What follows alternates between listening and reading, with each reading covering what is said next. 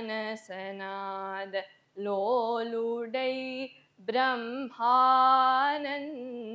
मंदवे मनसा नादलोलुडै ब्रह्मानंद मंदवे मनसा हरिहरात्म भूसुरपति शरजन्म गणेशावि वरमौनुलु उपासिंचरे धर Tyagaraja తెలియు. In this song, Sri Tyagaraja, a famous Carnatic poet and composer, quotes, "Music is so great that even the gods themselves worship music." Imagine a sound so powerful that it can bring rain, can light up lamps, or even heal the sick. That's the magic of Indian classical music. I fell in love with it because it speaks to something deeper inside us. Today, I, Vidula Rajiv, want to share that feeling with you. I want to show you why we should care about this timeless tradition, especially our generation. Indian classical music has been part of our Indian culture for thousands of years and dates back to 1200 to 1900 BC. We can still find traces of the raga Karaharapya in the Samaveda. Some popular English songs like My Heart Will Go On from the Titanic and Love You Too from the Beatles are inspired by classical ragas. Singers such as M.S. Subbulakshmi Amma, Srimati Pattammal, and Srimati Vasant Kumari have made several contributions and inspired people. Indian classical music is mainly divided into two styles, Hindustani and Carnatic. Hindustani classical music originated from northern India and has a Persian influence, whereas Carnatic classical music originated from southern India. Raga and Tala are the essential pillars of Indian classical music. You can think of a raga as the soul of music, the melody that expresses emotions. Have you ever heard of a music piece that instantly lifts your mood? That's what a raga can do. It's definitely the Hamsadhani raga that lifts up one's mood. Similarly, raga Kalyani dispels fear and raga Bhairavi reduces stress, anxiety, and allergies. Now, moving on to Tala. Tala is like the heartbeat of the song. It is the rhythmic cycle that gives pace and structure to a song. Whether it's the simple 8-beat Adi Tala or the complex Ragam Talam Pallavi, it is the raga and tala that keep the music flowing in a perfect balance. Let me share some incredible stories that show you how powerful Indian classical music can be. Starting with Muthuswami Dikshitar. Muthuswami Dikshitar is a very famous Carnatic poet, veena player, and one of the youngest in the Holy Trinity of Indian classical music. Muthuswami Dikshitar was passing by the village of Etayaparam, Tamil Nadu, and he noticed something unusual about this village. He noticed that the villagers were suffering from a drought. So, to fix this problem, along with his disciples, he composed songs in the raga Amritavarshini and Megharanji.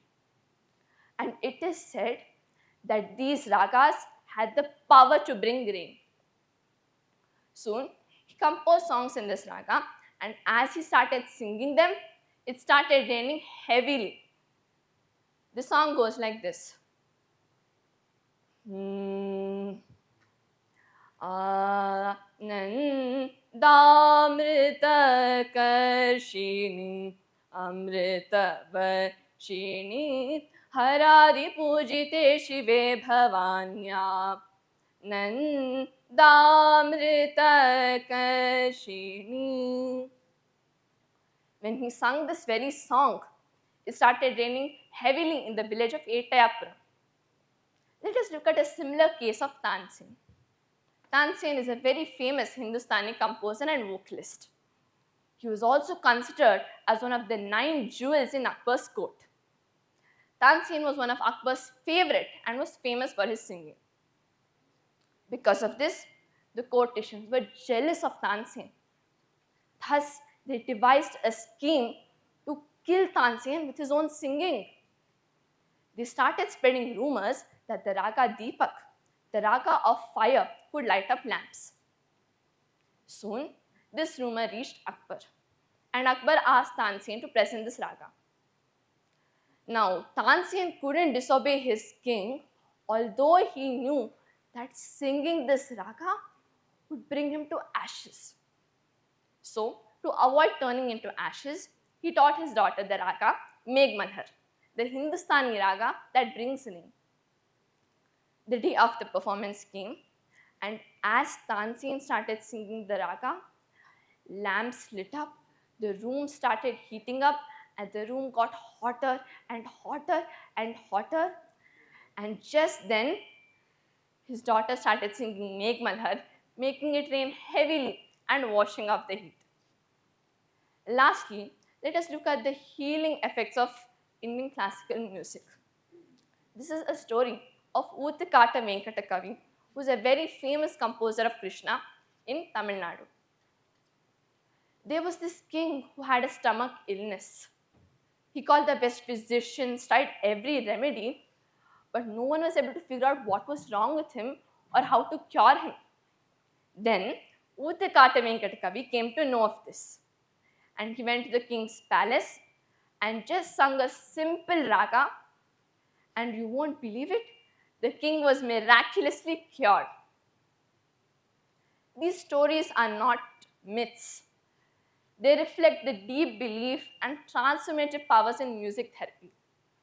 Next time, if you're feeling stressed or anxious, just listen to a classical piece and let the raga do its magic upon you.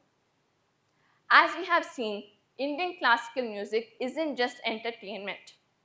It is a rich tradition with the power to inspire, heal, and help us stay rooted to our culture. Despite this, many in my generation are unaware of its significance, and it is only appreciated by the older generation. Through my talk, I want to send a message to the younger generation to explore, embrace this art form, and experience its wonders. Thank you.